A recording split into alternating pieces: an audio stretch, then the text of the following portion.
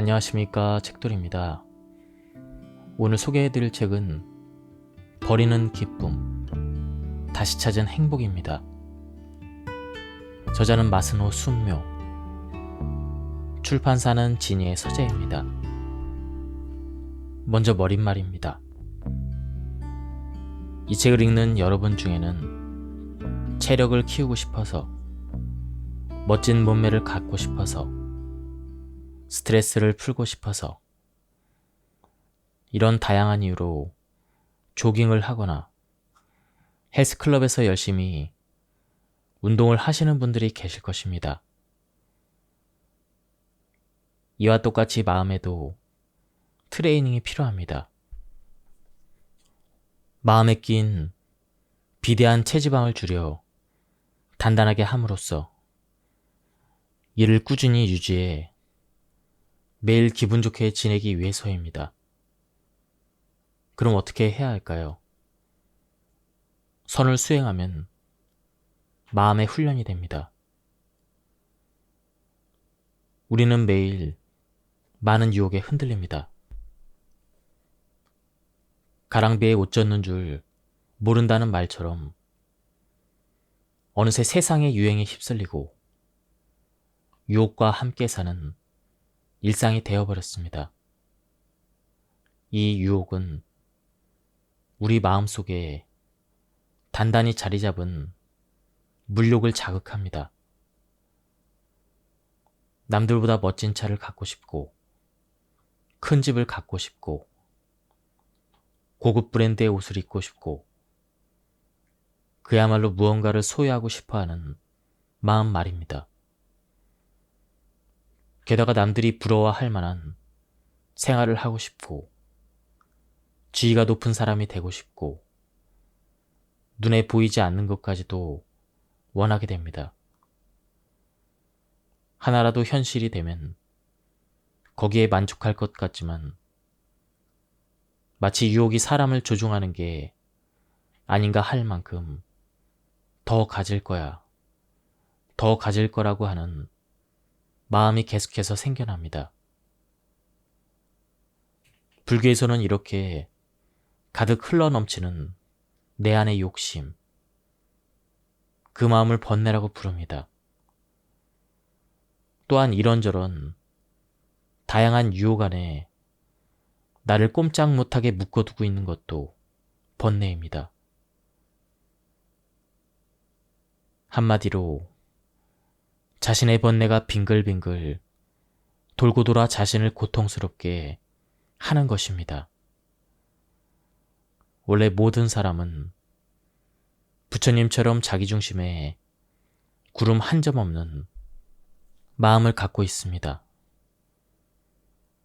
그런데 아욕과 자아가 두꺼운 군살이 되어 원래 갖고 있던 아름다운 마음을 덮고 감추었습니다. 맑은 마음이었던 자기 존재가 가려진 것입니다. 티끌 하나 없는 거울같이 맑은 마음, 즉 본래의 자기와 다시 재회하기 위해 우리는 모든 속박에서 자유로워져야 합니다. 선에서 말하는 무심이란 마음을 없애버린다는 뜻이 아니라 마음을 어디에도 두지 않는다는 의미입니다. 즉, 어디에도 집착하지 않아서 자유자재로 있을 수 있는 그런 마음입니다. 이런 마음으로 하루하루를 보낼 수 있게 되면 세상도 크게 달라 보일 것입니다. 모든 사람은 태어난 순간부터 죽음을 향해 걸음을 옮깁니다. 지위나 명예가 있건 없건, 돈이 많건 적건, 누구나 노아와 길동무가 되어 죽음이라는 최종 지점을 향하고 있습니다. 이것이 이 세상의 진리라면 가능한 청명하고 맑은 마음으로 세상을 바라보며 기분 좋게 인생길을 걸어야 하지 않겠습니까?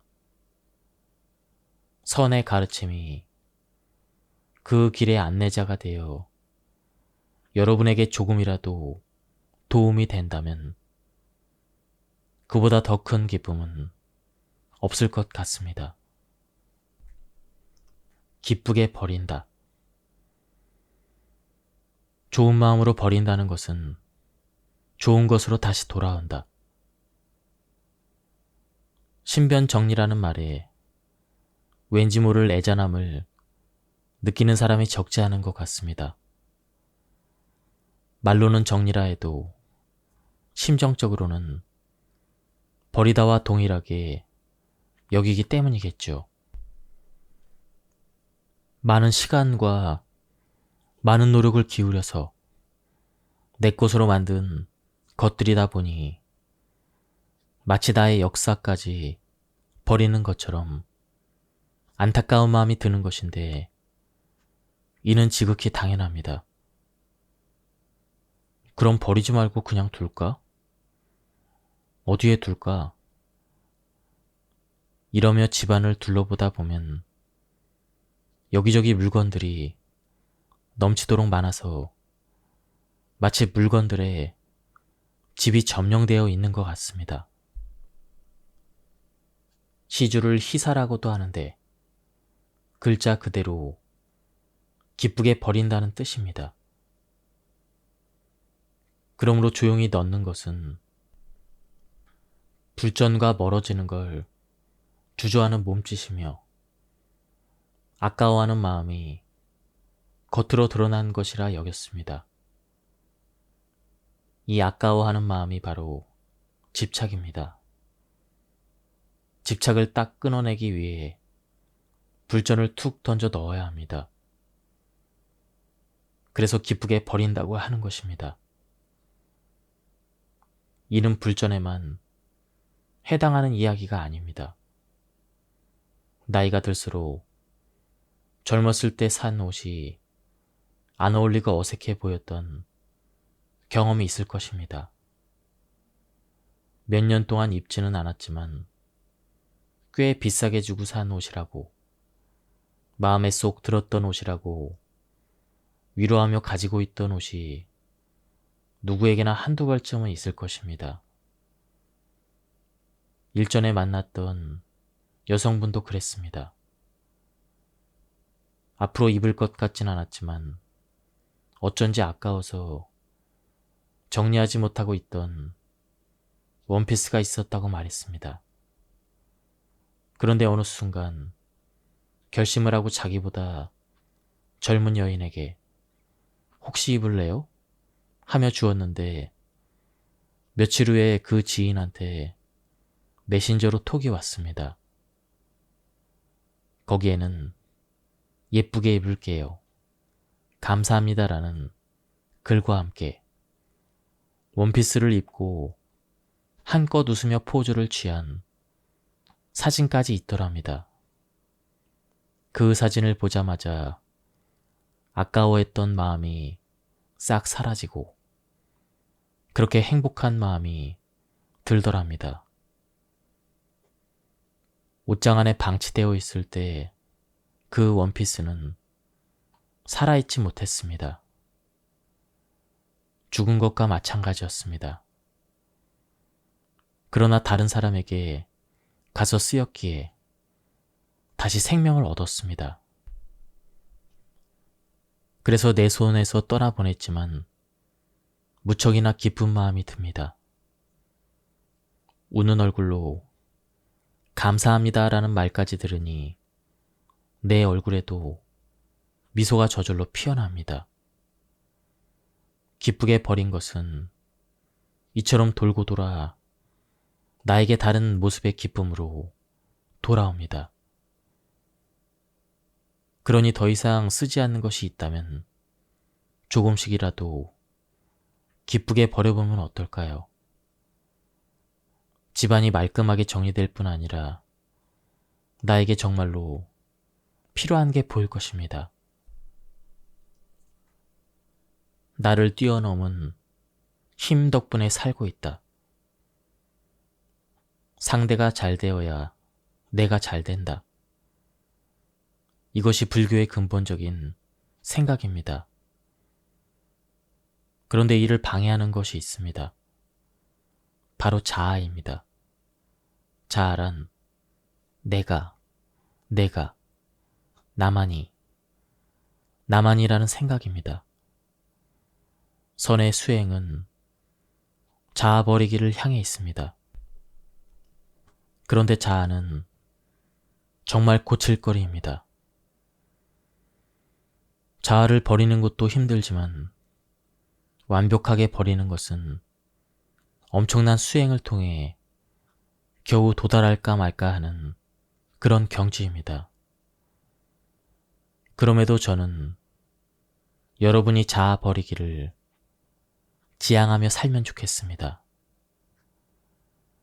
자신이 자아로 똘똘 뭉쳤음을 알아채고 자아와 대척점에 있는 무아를 향해 나아가고자 지금의 삶의 방식을 바꾸려 노력하는 나날을 보내시길 기원합니다. 무아를 글자 그대로 풀이를 하면 내가 없음이지만 내가 존재하지 않는다는 의미가 아닙니다.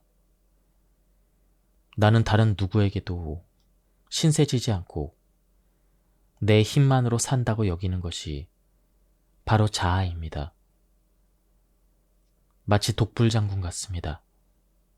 반면 나는 주변과의 관계성 안에 존재하며 그들 덕분에 살고 있다. 이렇게 깨닫는 것이 바로 무아입니다. 무아를 불교에서는 제법 무상이라고 합니다. 예를 들면 심장과 위장, 소장과 대장은 내 의지로 일하게 하거나 멈추게 할 수 없습니다. 호흡도 스위치처럼 껐다가 켤 수 없습니다. 우리가 잠을 자고 있어도 심장은 스스로 자기 일을 합니다. 음식이 들어가면 누가 부탁을 하거나 명령을 하지 않아도 위와 장이 자기 일을 합니다. 그렇기에 우리는 우리의 의지와 상관없이 살고 있는 것이죠. 이처럼 우리가 살 수 있는 것은 나 자신을 뛰어넘은 힘 덕분입니다. 나 자신을 뛰어넘는 또 다른 나를 불성이라 하고 부처라고도 하고 본래의 자기라고도 합니다. 거기에는 내가라거나 나만이라고 하는 자아가 전혀 없습니다. 자연의 섭리에 따라 도리를 따라 움직일 뿐입니다. 나 혼자의 힘만으로 우리는 아무것도 할 수 없습니다. 엄청나게 성공한 대기업의 사장도, 막대한 부를 쌓은 대부호도, 꽃밭 사이를 살랑살랑 날아다니는 저 나비도, 나비에게 꿀을 주는 꽃도 모두 그러합니다. 혼자서는 생명을 유지하는 게 불가능합니다. 얼음이 녹으면 어떤 모양이든 될 수가 있다. 물은 네모와 동그라미를 따른다라는 말이 있습니다. 그릇이 어떤 모양이든 물은 그 형태를 받아들여 온전히 담긴다는 뜻입니다.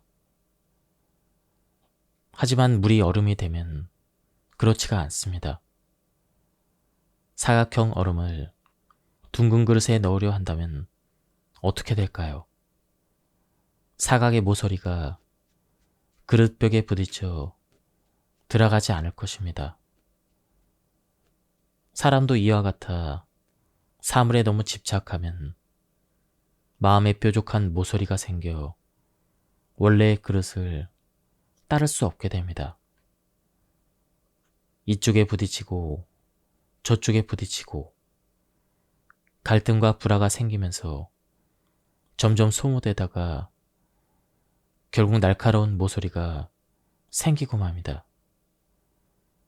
이 날카로운 모서리가 바로 우리의 자아입니다. 그런데 얼음이 녹으면 어떻게 되나요? 다시 물이 됩니다. 사람도 그렇습니다. 물론 완전히 얼어버리기 전에 나한테 모서리가 생기고 있는 것은 아닌지 하루하루를 돌아볼 수가 있으면 더 좋겠지만 내가 얼음이 되었고 모서리까지 생겼구나 이런 생각이 든다면 마음에 과도하게 들러붙은 체지방을 떼어버리고 움켜쥐고 있던 자아를 내려놓으며 조금씩 모서리를 녹여나가면 되는 것입니다.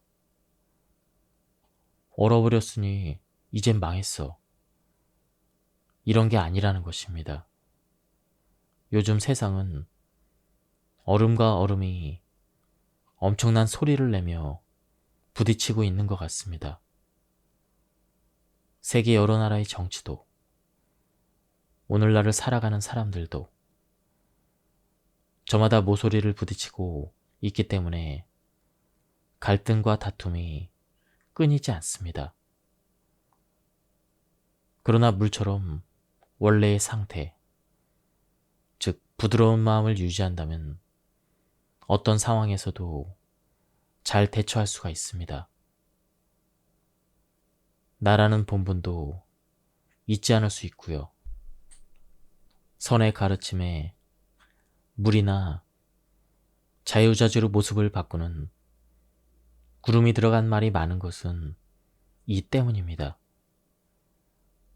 행운요수, 다른 힘에 거스르지 않고 머무르지도 않고 움직이는 유유자적한 모습으로 떠가는 구름과 흘러가는 물처럼 자연 그대로 되어가는 대로 자신을 내어 맡기고 행동하는 것이다. 백운유수청, 흰 구름도 흐르는 물도 모두 다 무심이며 어찌되었든 흘러간 뒤에는 일절 흔적을 남기지 않는 맑음과 깨끗함이 있다. 수적적, 한 방울의 물도 머지않아 큰 강이 되고 바다가 된다. 물방울도 큰 강도 다르지 않다. 예를 들자면 끝이 없지만 하나만 더 말하면 일찍부터 선의 수도승을 운수라고도 불렀습니다. 이들은 구름과 물처럼 한 장소에 머무르지 않고 스승을 찾아 길을 떠났습니다. 그리고 수행을 쌓으며 집착에 매이지도 않고 살고자 했습니다. 내가 어떤 것에 사로잡혀 있구나 라는 생각이 들면 흘러가는 물이나 하늘에 떠 있는 구름을 가만히 바라보는 시간을 가져보세요. 자연은 우리의 위대한 스승입니다. 청소를 하는 본래의 의미. 평소 생활 속에서 할 수 있는 수행도 참으로 많습니다. 그 중에서도 제가 가장 먼저 권하고 싶은 것이 바로 청소입니다. 선에서는 일청소 이신심이라는 말이 있습니다. 글자 그대로 신심 앞에 청소가 먼저 나옵니다. 그만큼 청소를 무척 중요하게 여기는데요. 왜 그럴까요? 잠시 주위를 한번 둘러보세요. 그리고 방 한쪽 귀퉁이에 정신없이 쌓여 있거나 방바닥에 널브러져 있는 물건들을 정돈해 보세요. 먼지가 쌓인 선반을 물 걸레질하고 신발장과 현관에 쌓인 흙먼지를 빗자루로 쓸어 담아 쓰레기통에 버려보세요. 뭐라도 좋으니 일단 이 책을 덮고 하나만이라도 실행해보세요. 어떻습니까? 청소하기 전과 후 마음가짐이 바뀌지 않나요? 청소에는 공간을 깔끔하게 정돈할 뿐 아니라 내 마음까지 기분 좋게 바꾸는 효과가 있기 때문입니다. 선에서 말하는 청소는 그저 눈에 보이는 것들을 정리하고 쓰레기를 없애는 것이 아니라 마음에 들러붙은 잡념이나 더러움을 닦아내는 수행입니다. 그래서 일청소 이신심인 것입니다. 방이 어질러져 있는 것은 마음이 어질러져 있기 때문이고, 현관에 신발이 가지런히 놓여 있는 것은 마음이 어그러지지 않고 차분하기 때문입니다. 청소에 이런 효과가 있다고 해서 다른 사람의 손을 빌린다면 아무 소용이 없습니다. 자기의 몸을 움직여서 해야 비로소 마음에도 빛이 납니다. 만약 나이가 너무 많거나 몸이 좋지 않아서 직접 청소하기 어려운 경우라면 다른 사람의 도움을 받아야 될 수도 있습니다. 그렇다면 무리하지 않는 범위에서 함께 청소를 해보세요. 재활 운동이라 여기며 살살 움직여보는 것입니다. 우울증 등 여러 정신질환을 앓고 있는 사람 중 대다수가 몸을 거의 움직이지 않는다고 합니다. 그런데 한번 생각해 볼까요? 100m 달리기를 하는 동안에는 자신의 걱정과 불안을 생각할 틈이 없습니다. 나를 괴롭히는 생각들이 딱 멈춰집니다. 청소도 똑같습니다. 그러니 여기 찔끔, 저기 찔끔 하는 식으로 청소를 하면 안 됩니다. 눈앞에 있는 복도, 눈앞에 있는 선반, 뭐든 다 좋으니 그곳만을 바라보며 무심히 청소해 주세요. 자기 몸을 부지런히 움직여서 오랜만에 땀이 송골송골 며칠 정도로 청소를 해봅시다. 먼지와 지저분함을 치워버리고 나면 마음도 반짝반짝 빛이 날 것입니다. 업무와 역할을 수행하고 회사에서 보수를 받아온 여러분, 마침내 임무를 완수했습니다. 또 자녀를 키우고 가족들의 식사를 챙기는 등 집안일을 책임진 여러분도 대단히 수고가 많았습니다. 모두 훌륭합니다. 그 세월 동안 몸에 익힌 기술과 지식, 그리고 자세는 여러분에게 그대로 녹아 있습니다. 회사에서 나오고 조직이라는 우산이 없어져도 이런 자산은 결코 사라지지 않습니다. 자녀가 독립한 경우도 마찬가지입니다. 그 자산을 살리면서 세상에 도움이 되는 일은 없었는지를 생각해 주십시오.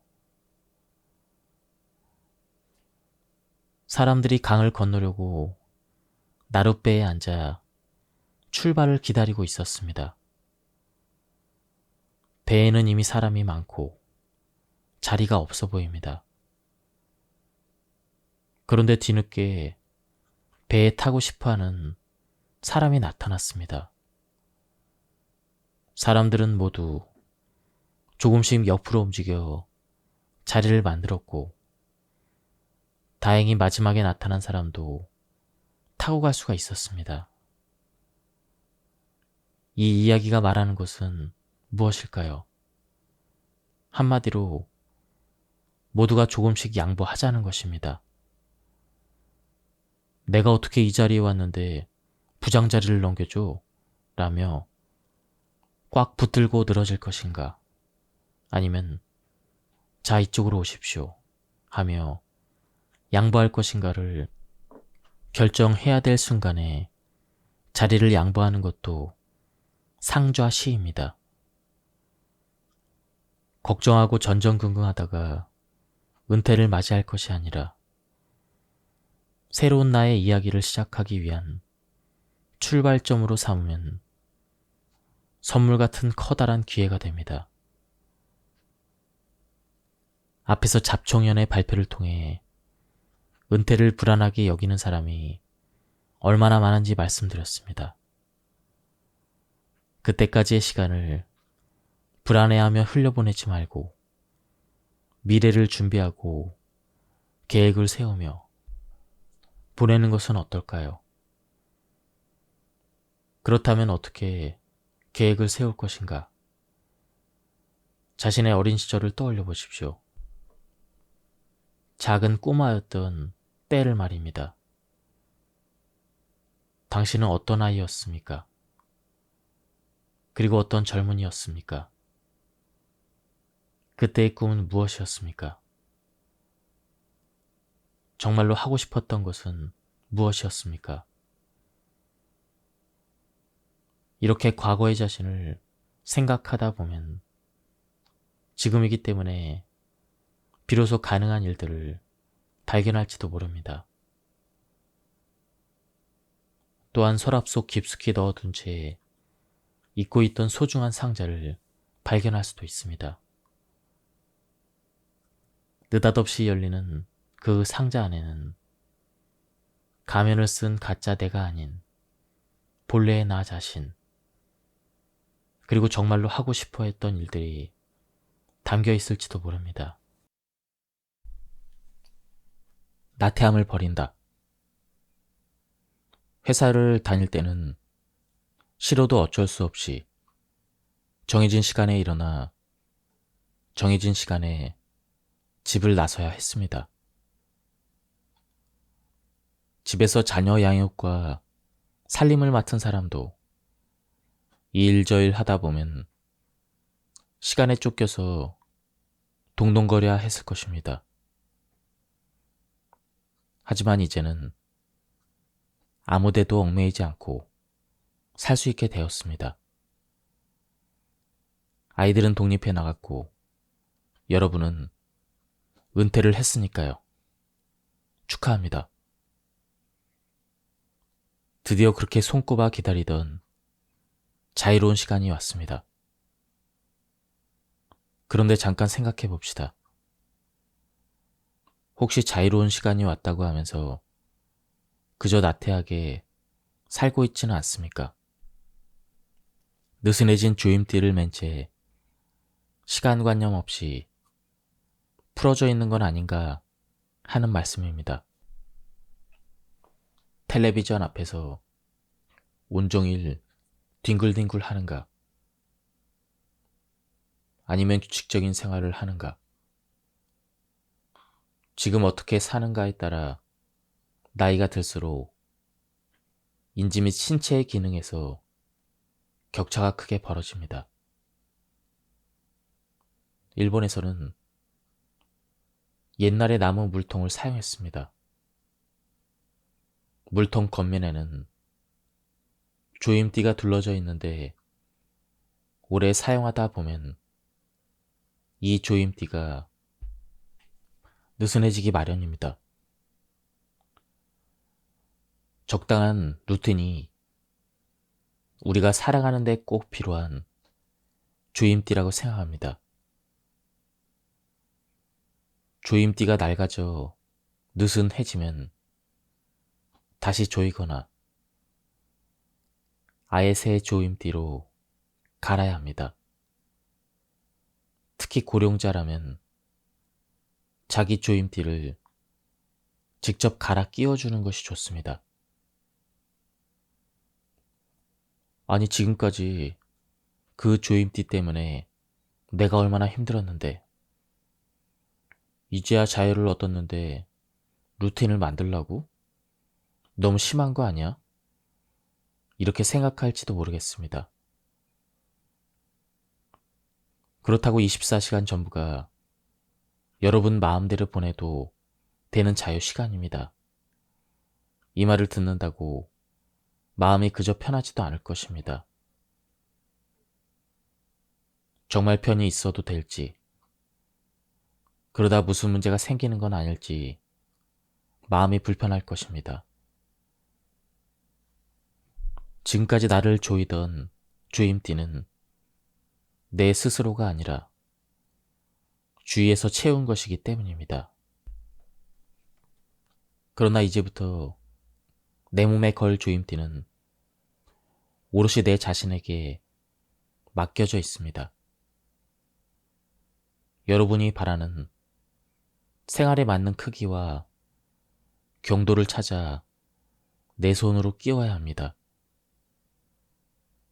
어쩌면 생전 처음 자신의 조임띠를 직접 선택하고 채우는 분도 계실지 모르겠습니다. 내 스스로 고른 주임띠에는 내가 추구하는 방향성이 반영되어 있기 때문에 나를 힘들게 하지 않아 기분도 좋아집니다. 그러다 보면 지금까지 보이지 않던 어떤 가능성이 모습을 드러낼 수도 있습니다. 생각지도 않던 기회가 찾아올 수도 있습니다. 자신이 정한 크기와 경도의 주임띠 안에서 생활을 하다 보면 자신감이 생기고 나태해지지 않기 때문입니다. 조임이라는 말 때문에 조임띠가 부정적으로 들릴지 모르겠지만 조임띠가 느슨해진 나무 물통은 결국 틈이 벌어져 물을 담을 수 없게 됩니다. 그러나 딱 맞는 조임띠가 둘러진 물통에는 찰랑찰랑하게 물을 채워둘 수가 있습니다. 이때 이 물통에 든 물의 양이 당신의 능력이고 수용력이 됩니다. 조임띠를 잘 채웠다면 조금씩 조금씩 물통을 키워가십시오. 잘하지 못하는 고통을 버린다. 잘하지 못하는 것은 새로운 즐거움의 씨앗. 어제보다는 오늘 할 수 있는 일이 하나씩 많아지는 아이들과 달리 안타깝고 슬프게도 어른들은 하루하루 할 수 없는 일들이 많아집니다. 이것이 바로 나이가 든다는 것의 의미입니다. 누구 하나 예외 없이 겪는 일이라고 머리는 알아도 가슴으로는 선뜻 받아들여지지가 않습니다. 동물이든 식물이든 물질이든 이 세상의 모든 것은 변하게 되어 있습니다. 언제까지고 변하지 않는 것은 없습니다. 만물은 세월에 따라 변하고 태어난 것은 소멸하는 운명을 반복합니다. 이것이 재행무상입니다. 하지만 인간은 자신과 관련된 것, 즉 자신의 소유물은 물론 자기를 둘러싼 모든 것들이 변하지 않는다고 생각합니다. 석가모니 부처님은 일절개고, 그러니까 인생은 원하는 대로 되지 않는 것이라고 했습니다. 이렇게 생각하면 할 수 있었던 일을 할 수 없게 되는 것도 세월의 변화 속에서 일어나는 자연스러운 현상이므로 부끄러워할 일도 아니고 슬퍼할 일도 아니게 됩니다. 그러니 늙어가는 괴로움에서 벗어나려면 우선은 변함을 받아들여야 합니다. 그래야 쇠잔해지는 내 주변도, 그리고 나 자신도 사랑과 연민의 눈으로 바라볼 수 있게 됩니다. 늙는다는 것을 가장 실감하는 것이 무엇이냐 생각해 보면 기억력을 꼽을 수가 있습니다. 이때까지는 2번, 3번 보거나 듣거나 하면 기억할 수 있었는데 이제는 5번, 아니 7번을 반복해야 겨우 머릿속에 들어옵니다.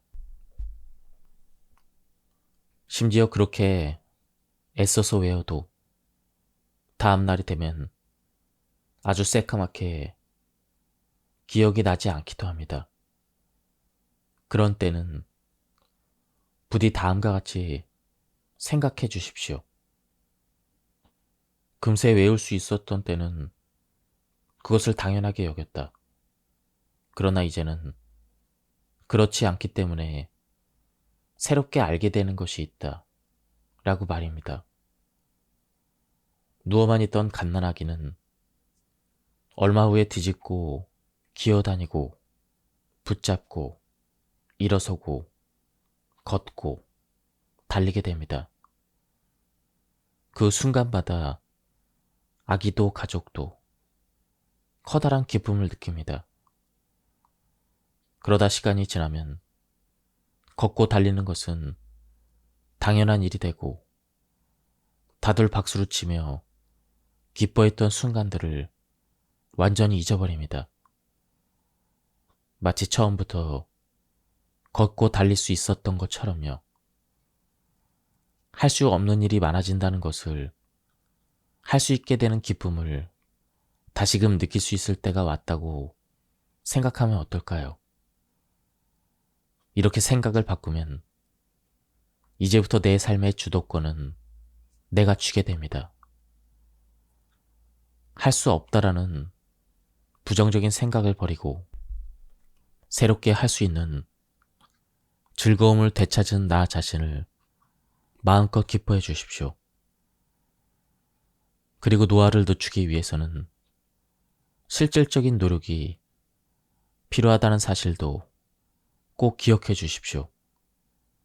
한편 생각을 바꾸는 것과 더불어 실제로 노화를 늦추기 위한 노력도 필요합니다. 이와 관련해 저희 절에 시주를 해 주시던 분의 이야기를 들려드리겠습니다. 이분은 98세로 돌아가셨는데 정말로 지혜롭고 멋진 사람이었습니다. 기술 계통의 일을 하다 퇴직을 하고는 자신의 기술로 뭔가 의미 있는 일을 할 수 없을까 찾다가 발명을 해보기로 했습니다. 일단 발명협회에 가입해서 회원들끼리 매달 한 번씩 자신이 만든 발명품을 직접 보여주며 발표도 하고 서로 격려도 했습니다.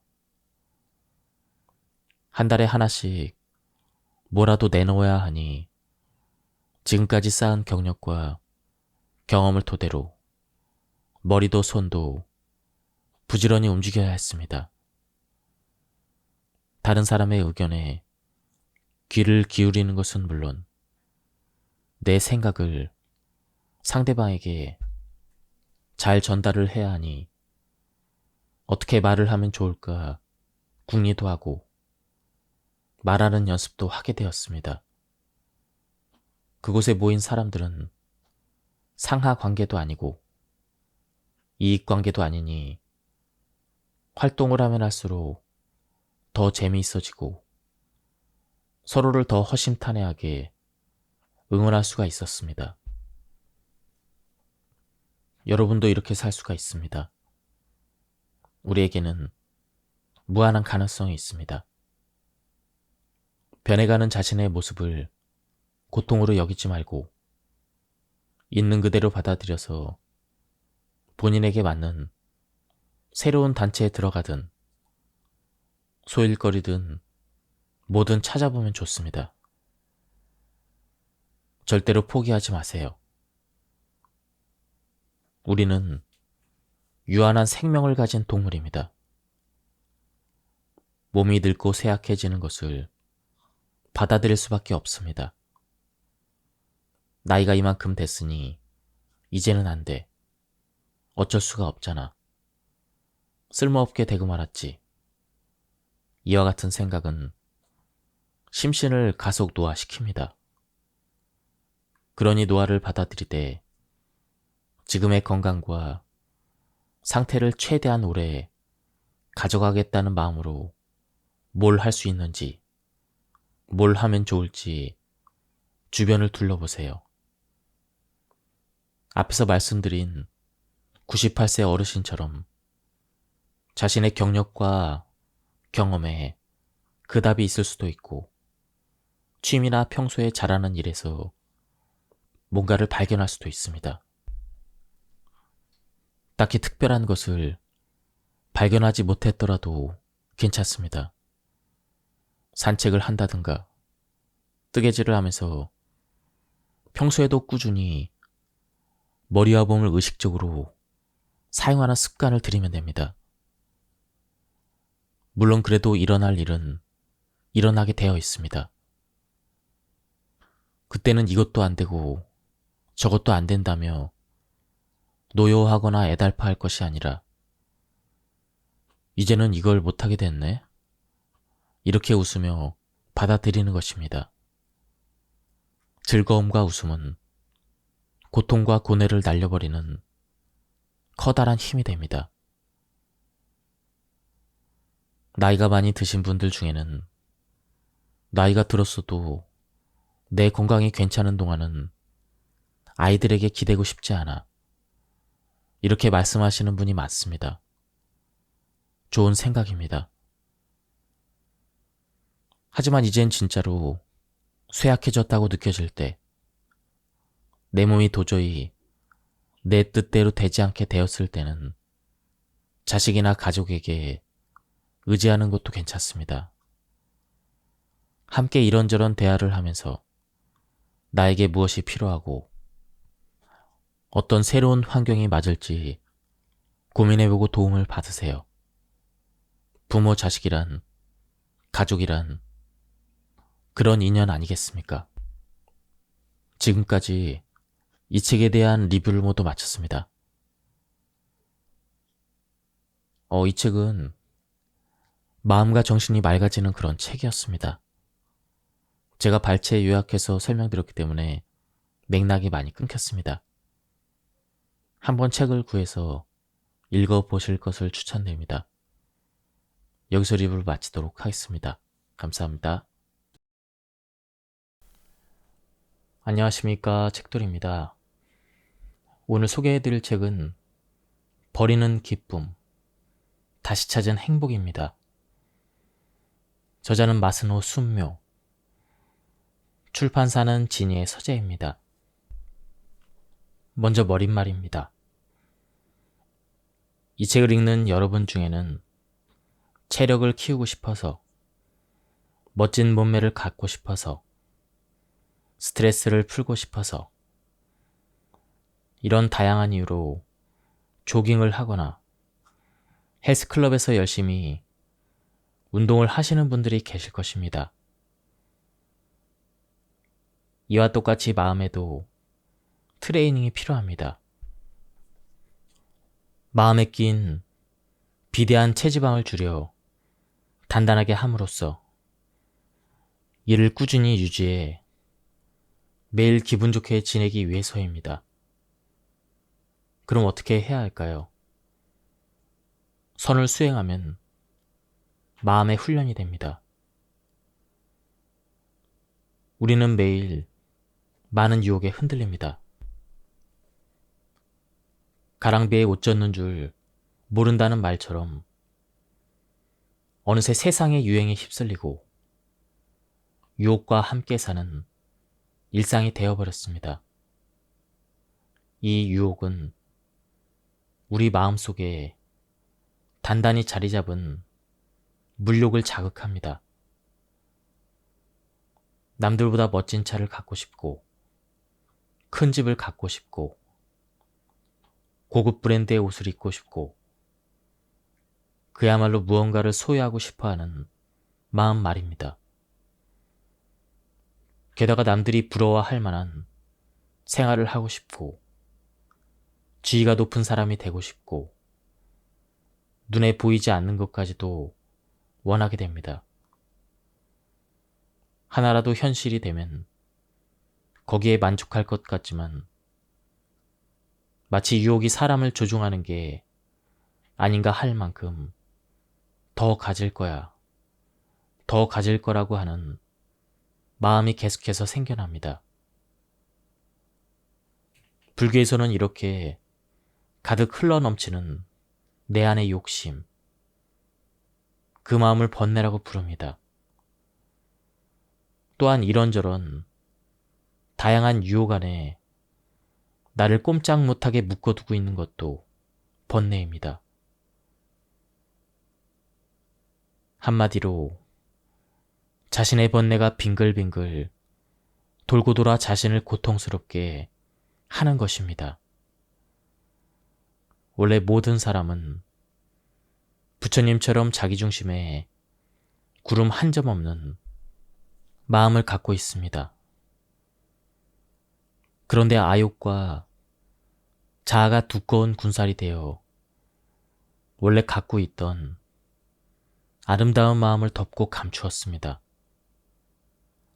맑은 마음이었던 자기 존재가 가려진 것입니다.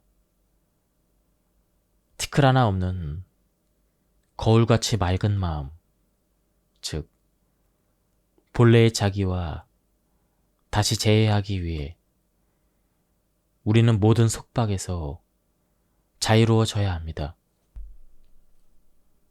선에서 말하는 무심이란 마음을 없애버린다는 뜻이 아니라 마음을 어디에도 두지 않는다는 의미입니다. 즉, 어디에도 집착하지 않아서 자유자재로 있을 수 있는 그런 마음입니다. 이런 마음으로 하루하루를 보낼 수 있게 되면 세상도 크게 달라 보일 것입니다. 모든 사람은 태어난 순간부터 죽음을 향해 걸음을 옮깁니다. 지위나 명예가 있건 없건, 돈이 많건 적건, 누구나 노아와 길동무가 되어 죽음이라는 최종 지점을 향하고 있습니다. 이것이 이 세상의 진리라면 가능한 청명하고 맑은 마음으로 세상을 바라보며 기분 좋게 인생길을 걸어야 하지 않겠습니까? 선의 가르침이 그 길의 안내자가 되어 여러분에게 조금이라도 도움이 된다면 그보다 더 큰 기쁨은 없을 것 같습니다. 기쁘게 버린다. 좋은 마음으로 버린다는 것은 좋은 것으로 다시 돌아온다.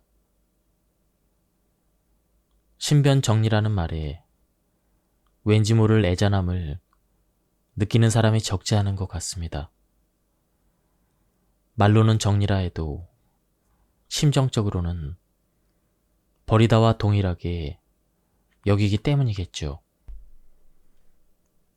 많은 시간과 많은 노력을 기울여서 내 것으로 만든 것들이다 보니 마치 나의 역사까지 버리는 것처럼 안타까운 마음이 드는 것인데 이는 지극히 당연합니다. 그럼 버리지 말고 그냥 둘까? 어디에 둘까? 이러며 집안을 둘러보다 보면 여기저기 물건들이 넘치도록 많아서 마치 물건들에 집이 점령되어 있는 것 같습니다. 시주를 희사라고도 하는데 글자 그대로 기쁘게 버린다는 뜻입니다. 그러므로 조용히 넣는 것은 불전과 멀어지는 걸 주저하는 몸짓이며 아까워하는 마음이 겉으로 드러난 것이라 여겼습니다. 이 아까워하는 마음이 바로 집착입니다. 집착을 딱 끊어내기 위해 불전을 툭 던져 넣어야 합니다. 그래서 기쁘게 버린다고 하는 것입니다. 이는 불전에만 해당하는 이야기가 아닙니다. 나이가 들수록 젊었을 때 산 옷이 안 어울리고 어색해 보였던 경험이 있을 것입니다. 몇 년 동안 입지는 않았지만 꽤 비싸게 주고 산 옷이라고, 마음에 쏙 들었던 옷이라고 위로하며 가지고 있던 옷이 누구에게나 한두 벌쯤은 있을 것입니다. 일전에 만났던 여성분도 그랬습니다. 앞으로 입을 것 같진 않았지만 어쩐지 아까워서 정리하지 못하고 있던 원피스가 있었다고 말했습니다. 그런데 어느 순간 결심을 하고 자기보다 젊은 여인에게 혹시 입을래요? 하며 주었는데 며칠 후에 그 지인한테 메신저로 톡이 왔습니다. 거기에는 예쁘게 입을게요. 감사합니다라는 글과 함께 원피스를 입고 한껏 웃으며 포즈를 취한 사진까지 있더랍니다. 그 사진을 보자마자 아까워했던 마음이 싹 사라지고 그렇게 행복한 마음이 들더랍니다. 옷장 안에 방치되어 있을 때 그 원피스는 살아있지 못했습니다. 죽은 것과 마찬가지였습니다. 그러나 다른 사람에게 가서 쓰였기에 다시 생명을 얻었습니다. 그래서 내 손에서 떠나보냈지만 무척이나 기쁜 마음이 듭니다. 우는 얼굴로 감사합니다라는 말까지 들으니 내 얼굴에도 미소가 저절로 피어납니다. 기쁘게 버린 것은 이처럼 돌고 돌아 나에게 다른 모습의 기쁨으로 돌아옵니다. 그러니 더 이상 쓰지 않는 것이 있다면 조금씩이라도 기쁘게 버려보면 어떨까요? 집안이 말끔하게 정리될 뿐 아니라 나에게 정말로 필요한 게 보일 것입니다. 나를 뛰어넘은 힘 덕분에 살고 있다. 상대가 잘 되어야 내가 잘 된다. 이것이 불교의 근본적인 생각입니다. 그런데 이를 방해하는 것이 있습니다. 바로 자아입니다. 자아란 내가, 나만이라는 생각입니다. 선의 수행은 자아 버리기를 향해 있습니다. 그런데 자아는 정말 고칠거리입니다. 자아를 버리는 것도 힘들지만 완벽하게 버리는 것은 엄청난 수행을 통해 겨우 도달할까 말까 하는 그런 경지입니다. 그럼에도 저는 여러분이 자아 버리기를 지향하며 살면 좋겠습니다. 자신이 자아로 똘똘 뭉쳤음을 알아채고 자아와 대척점에 있는 무아를 향해 나아가고자 지금의 삶의 방식을 바꾸려 노력하는 나날을 보내시길 기원합니다.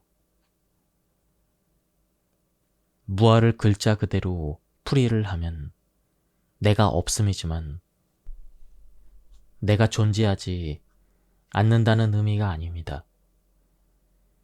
나는 다른 누구에게도 신세지지 않고 내 힘만으로 산다고 여기는 것이 바로 자아입니다.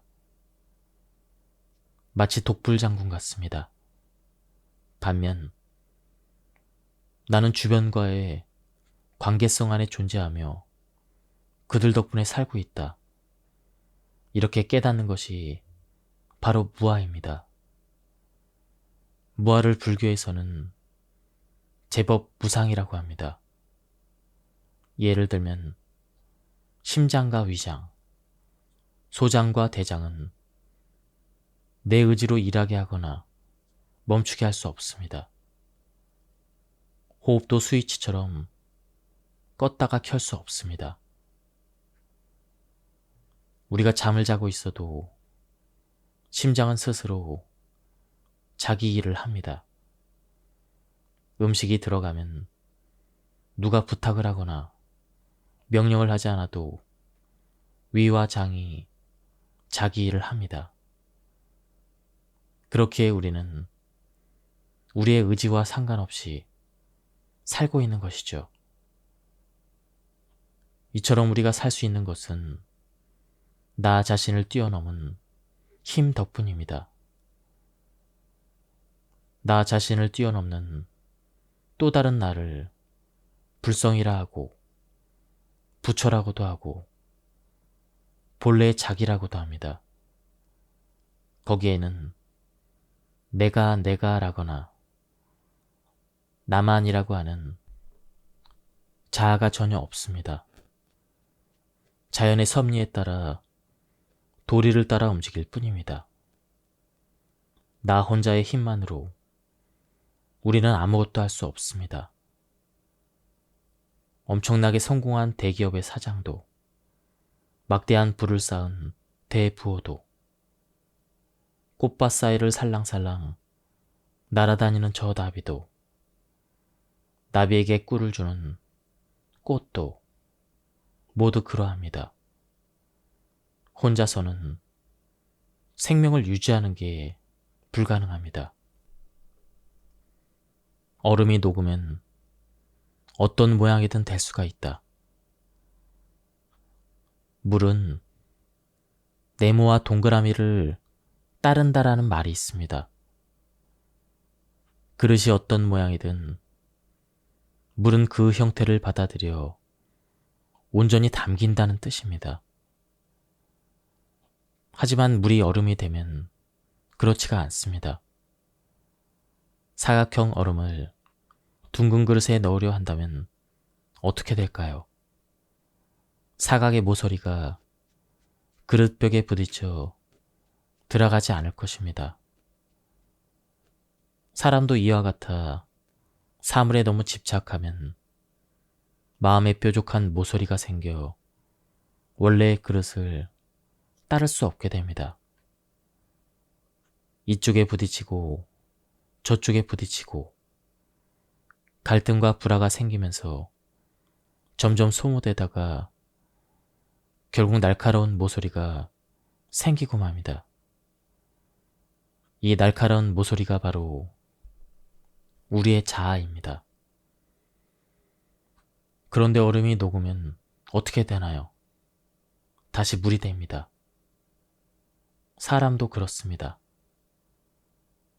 물론 완전히 얼어버리기 전에 나한테 모서리가 생기고 있는 것은 아닌지 하루하루를 돌아볼 수가 있으면 더 좋겠지만 내가 얼음이 되었고 모서리까지 생겼구나 이런 생각이 든다면 마음에 과도하게 들러붙은 체지방을 떼어버리고 움켜쥐고 있던 자아를 내려놓으며 조금씩 모서리를 녹여나가면 되는 것입니다. 얼어버렸으니 이젠 망했어. 이런 게 아니라는 것입니다. 요즘 세상은 얼음과 얼음이 엄청난 소리를 내며 부딪히고 있는 것 같습니다. 세계 여러 나라의 정치도, 오늘날을 살아가는 사람들도 저마다 모서리를 부딪히고 있기 때문에 갈등과 다툼이 끊이지 않습니다. 그러나 물처럼 원래의 상태, 즉 부드러운 마음을 유지한다면 어떤 상황에서도 잘 대처할 수가 있습니다. 나라는 본분도 잊지 않을 수 있고요. 선의 가르침에 물이나 자유자재로 모습을 바꾸는 구름이 들어간 말이 많은 것은 이 때문입니다.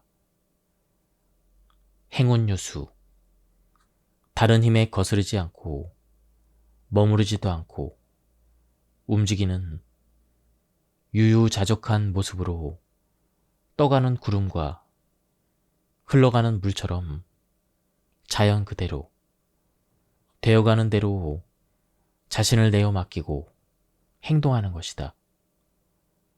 백운유수청, 흰 구름도 흐르는 물도 모두 다 무심이며 어찌되었든 흘러간 뒤에는 일절 흔적을 남기지 않는 맑음과 깨끗함이 있다. 수적적, 한 방울의 물도 머지않아 큰 강이 되고 바다가 된다. 물방울도 큰 강도 다르지 않다. 예를 들자면 끝이 없지만 하나만 더 말하면 일찍부터 선의 수도승을 운수라고도 불렀습니다. 이들은 구름과 물처럼 한 장소에 머무르지 않고 스승을 찾아 길을 떠났습니다. 그리고 수행을 쌓으며 집착에 매이지도 않고 살고자 했습니다. 내가 어떤 것에 사로잡혀 있구나 라는 생각이 들면 흘러가는 물이나 하늘에 떠 있는 구름을 가만히 바라보는 시간을 가져보세요. 자연은 우리의 위대한 스승입니다. 청소를 하는 본래의 의미. 평소 생활 속에서 할 수 있는 수행도 참으로 많습니다. 그 중에서도 제가 가장 먼저 권하고 싶은 것이 바로 청소입니다. 선에서는 일청소 이신심이라는 말이 있습니다. 글자 그대로 신심 앞에 청소가 먼저 나옵니다. 그만큼 청소를 무척 중요하게 여기는데요. 왜 그럴까요? 잠시 주위를 한번 둘러보세요. 그리고 방 한쪽 귀퉁이에 정신없이 쌓여 있거나 방바닥에 널브러져 있는 물건들을 정돈해 보세요. 먼지가 쌓인 선반을 물 걸레질하고 신발장과 현관에 쌓인 흙먼지를 빗자루로 쓸어 담아 쓰레기통에 버려보세요. 뭐라도 좋으니 일단 이 책을 덮고 하나만이라도 실행해보세요. 어떻습니까? 청소하기 전과 후 마음가짐이 바뀌지 않나요? 청소에는 공간을 깔끔하게 정돈할 뿐 아니라 내 마음까지 기분 좋게 바꾸는 효과가 있기 때문입니다. 선에서 말하는 청소는 그저 눈에 보이는 것들을 정리하고 쓰레기를 없애는 것이 아니라 마음에 들러붙은 잡념이나 더러움을 닦아내는 수행입니다. 그래서 일청소 이신심인 것입니다. 방이 어질러져 있는 것은 마음이 어질러져 있기 때문이고 현관에 신발이 가지런히 놓여 있는 것은 마음이 어그러지지 않고 차분하기 때문입니다. 청소에 이런 효과가 있다고 해서 다른 사람의 손을 빌린다면 아무 소용이 없습니다. 자기의 몸을 움직여서 해야 비로소 마음에도 빛이 납니다. 만약 나이가 너무 많거나 몸이 좋지 않아서 직접 청소하기 어려운 경우라면 다른 사람의 도움을 받아야 될 수도 있습니다. 그렇다면 무리하지 않는 범위에서 함께 청소를 해보세요. 재활 운동이라 여기며 살살 움직여보는 것입니다.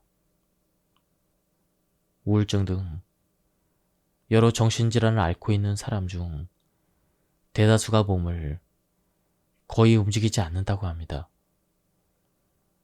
그런데 한번 생각해 볼까요? 100m 달리기를 하는 동안에는 자신의 걱정과 불안을 생각할 틈이 없습니다. 나를 괴롭히는 생각들이 딱 멈춰집니다. 청소도 똑같습니다. 그러니 여기 찔끔, 저기 찔끔 하는 식으로 청소를 하면 안 됩니다. 눈앞에 있는 복도, 눈앞에 있는 선반, 뭐든 다 좋으니 그곳만을 바라보며 무심히 청소해 주세요. 자기 몸을 부지런히 움직여서 오랜만에 땀이 송골송골 며칠 정도로 청소를 해봅시다. 먼지와 지저분함을 치워버리고 나면 마음도 반짝반짝 빛이 날 것입니다. 업무와 역할을 수행하고 회사에서 보수를 받아온 여러분, 마침내 임무를 완수했습니다.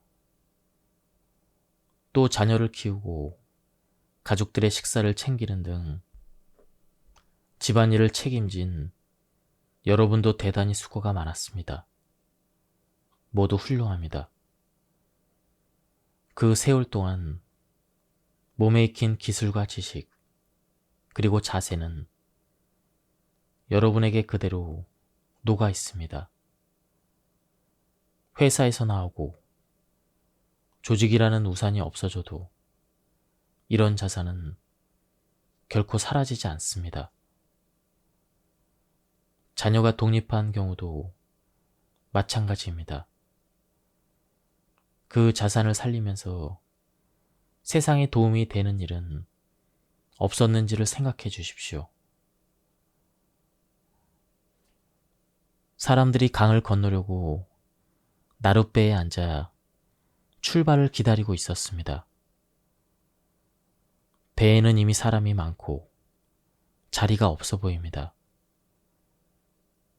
그런데 뒤늦게 배에 타고 싶어하는 사람이 나타났습니다. 사람들은 모두 조금씩 옆으로 움직여 자리를 만들었고, 다행히 마지막에 나타난 사람도 타고 갈 수가 있었습니다. 이 이야기가 말하는 것은 무엇일까요? 한마디로 모두가 조금씩 양보하자는 것입니다. 내가 어떻게 이 자리에 왔는데 부장 자리를 넘겨줘? 라며 꽉 붙들고 늘어질 것인가? 아니면 자, 이쪽으로 오십시오 하며 양보할 것인가를 결정해야 될 순간에 자리를 양보하는 것도 상좌시입니다.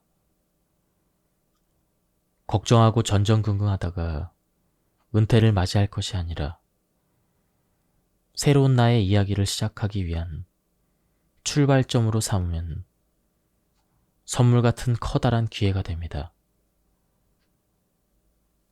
앞에서 잡청년의 발표를 통해 은퇴를 불안하게 여기는 사람이 얼마나 많은지 말씀드렸습니다. 그때까지의 시간을 불안해하며 흘려보내지 말고 미래를 준비하고 계획을 세우며 보내는 것은 어떨까요?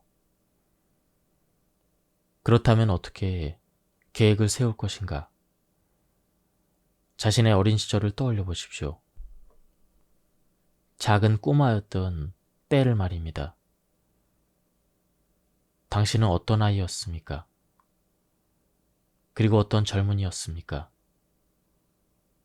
그때의 꿈은 무엇이었습니까? 정말로 하고 싶었던 것은 무엇이었습니까? 이렇게 과거의 자신을 생각하다 보면 지금이기 때문에 비로소 가능한 일들을 발견할지도 모릅니다. 또한 서랍 속 깊숙이 넣어둔 채 잊고 있던 소중한 상자를 발견할 수도 있습니다. 느닷없이 열리는 그 상자 안에는 가면을 쓴 가짜 내가 아닌 본래의 나 자신, 그리고 정말로 하고 싶어 했던 일들이 담겨 있을지도 모릅니다. 나태함을 버린다. 회사를 다닐 때는 싫어도 어쩔 수 없이 정해진 시간에 일어나 정해진 시간에 집을 나서야 했습니다. 집에서 자녀 양육과 살림을 맡은 사람도 이 일 저 일 하다 보면 시간에 쫓겨서 동동거려야 했을 것입니다. 하지만 이제는 아무데도 얽매이지 않고 살 수 있게 되었습니다. 아이들은 독립해 나갔고 여러분은 은퇴를 했으니까요. 축하합니다. 드디어 그렇게 손꼽아 기다리던 자유로운 시간이 왔습니다. 그런데 잠깐 생각해 봅시다. 혹시 자유로운 시간이 왔다고 하면서 그저 나태하게 살고 있지는 않습니까? 느슨해진 주임띠를 맨 채 시간관념 없이 풀어져 있는 건 아닌가 하는 말씀입니다. 텔레비전 앞에서 온종일 뒹굴뒹굴 하는가? 아니면 규칙적인 생활을 하는가? 지금 어떻게 사는가에 따라 나이가 들수록 인지 및 신체의 기능에서 격차가 크게 벌어집니다. 일본에서는 옛날에 나무 물통을 사용했습니다. 물통 겉면에는 조임띠가 둘러져 있는데 오래 사용하다 보면 이 조임띠가 느슨해지기 마련입니다. 적당한 루틴이 우리가 살아가는 데 꼭 필요한 조임띠라고 생각합니다. 조임띠가 낡아져 느슨해지면 다시 조이거나 아예 새 조임띠로 갈아야 합니다. 특히 고령자라면 자기 조임띠를 직접 갈아 끼워주는 것이 좋습니다. 아니, 지금까지 그 조임띠 때문에 내가 얼마나 힘들었는데 이제야 자유를 얻었는데 루틴을 만들라고?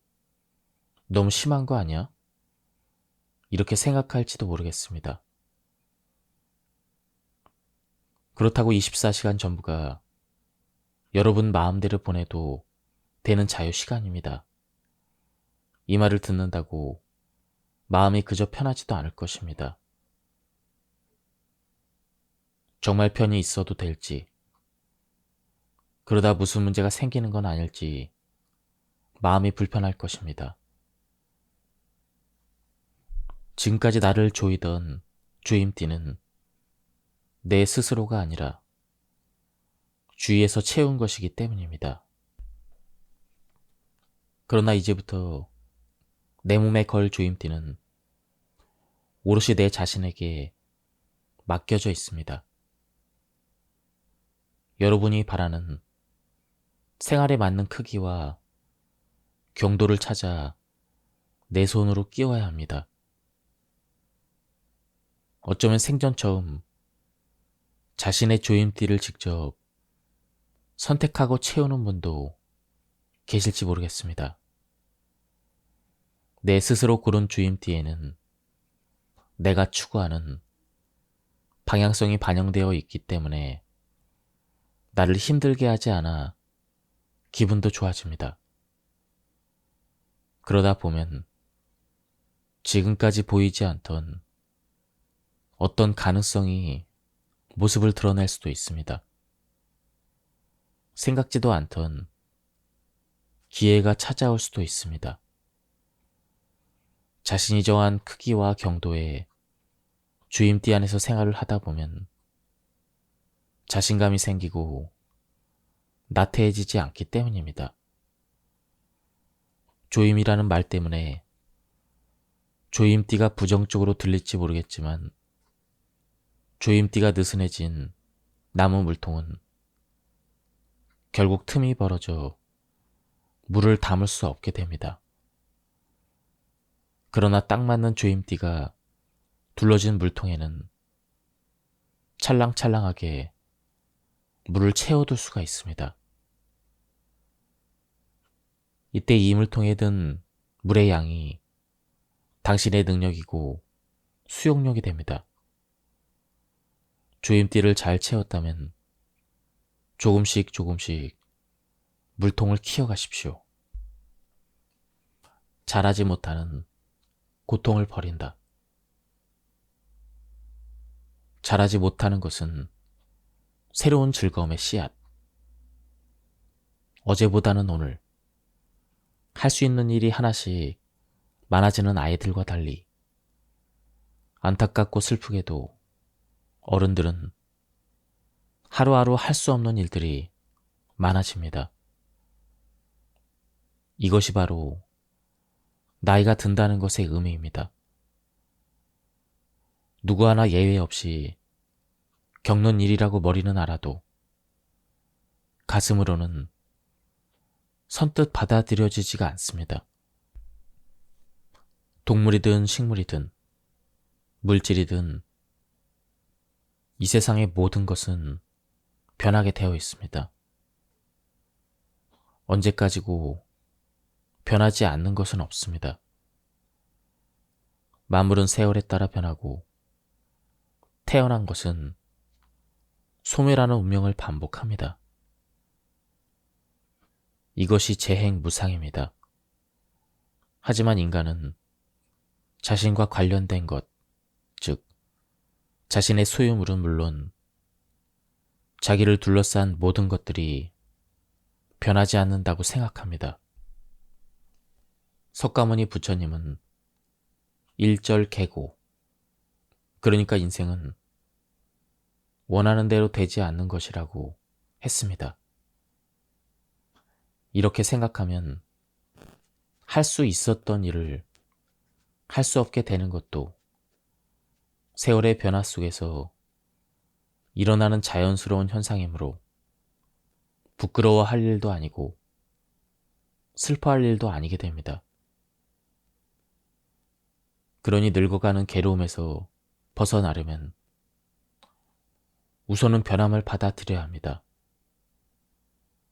그래야 쇠잔해지는 내 주변도 그리고 나 자신도 사랑과 연민의 눈으로 바라볼 수 있게 됩니다. 늙는다는 것을 가장 실감하는 것이 무엇이냐 생각해 보면 기억력을 꼽을 수가 있습니다.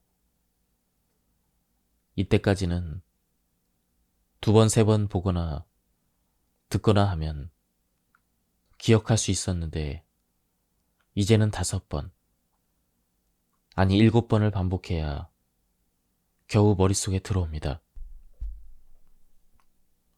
심지어 그렇게 애써서 외워도 다음 날이 되면 아주 새까맣게 기억이 나지 않기도 합니다. 그런 때는 부디 다음과 같이 생각해 주십시오. 금세 외울 수 있었던 때는 그것을 당연하게 여겼다.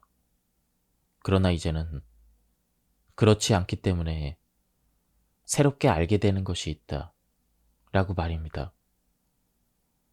누워만 있던 갓난아기는 얼마 후에 뒤집고 기어다니고 붙잡고 일어서고 걷고 달리게 됩니다.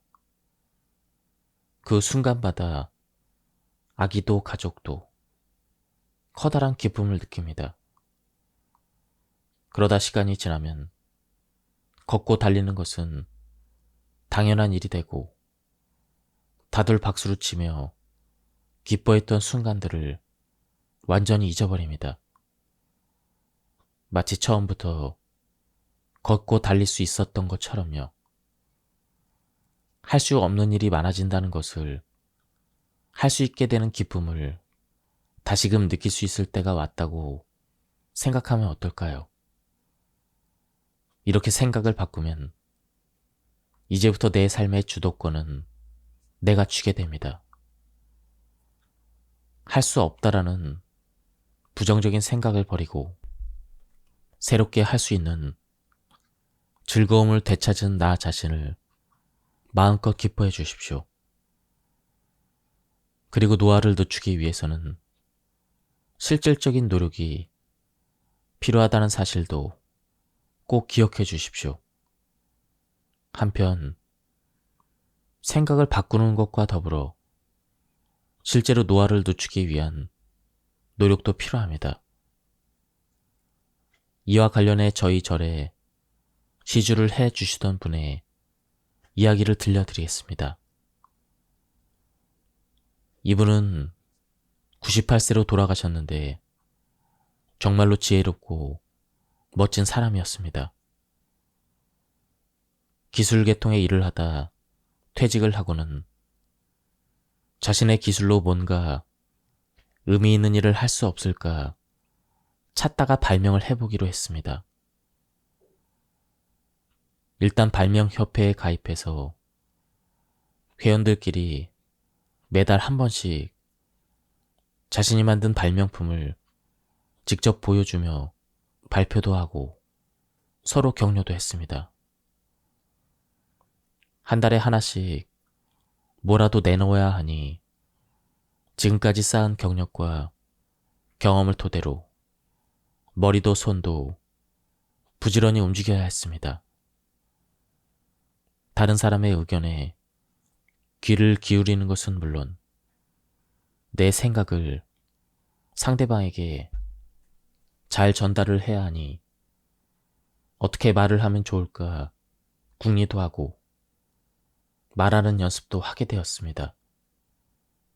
그곳에 모인 사람들은 상하 관계도 아니고 이익 관계도 아니니 활동을 하면 할수록 더 재미있어지고 서로를 더 허심탄회하게 응원할 수가 있었습니다. 여러분도 이렇게 살 수가 있습니다. 우리에게는 무한한 가능성이 있습니다. 변해가는 자신의 모습을 고통으로 여기지 말고 있는 그대로 받아들여서 본인에게 맞는 새로운 단체에 들어가든 소일거리든 뭐든 찾아보면 좋습니다. 절대로 포기하지 마세요. 우리는 유한한 생명을 가진 동물입니다.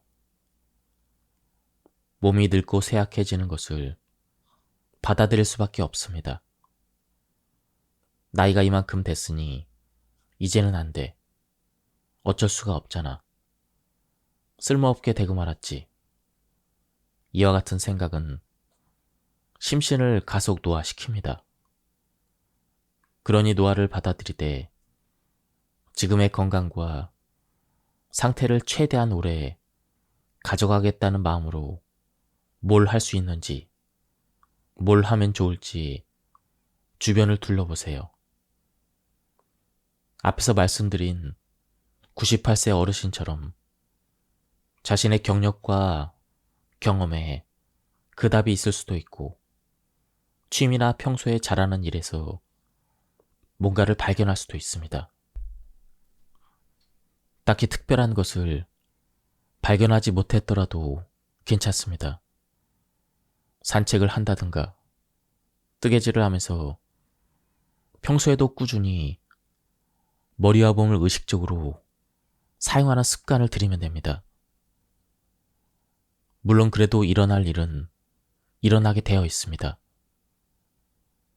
그때는 이것도 안 되고 저것도 안 된다며 노여워하거나 애달파할 것이 아니라 이제는 이걸 못하게 됐네? 이렇게 웃으며 받아들이는 것입니다. 즐거움과 웃음은 고통과 고뇌를 날려버리는 커다란 힘이 됩니다. 나이가 많이 드신 분들 중에는 나이가 들었어도 내 건강이 괜찮은 동안은 아이들에게 기대고 싶지 않아. 이렇게 말씀하시는 분이 많습니다. 좋은 생각입니다. 하지만 이젠 진짜로 쇠약해졌다고 느껴질 때, 내 몸이 도저히 내 뜻대로 되지 않게 되었을 때는 자식이나 가족에게 의지하는 것도 괜찮습니다. 함께 이런저런 대화를 하면서 나에게 무엇이 필요하고 어떤 새로운 환경이 맞을지 고민해보고 도움을 받으세요. 부모, 자식이란, 가족이란 그런 인연 아니겠습니까? 지금까지 이 책에 대한 리뷰를 모두 마쳤습니다. 이 책은 마음과 정신이 맑아지는 그런 책이었습니다. 제가 발췌 요약해서 설명드렸기 때문에 맥락이 많이 끊겼습니다. 한번 책을 구해서 읽어보실 것을 추천드립니다. 여기서 리뷰를 마치도록 하겠습니다. 감사합니다.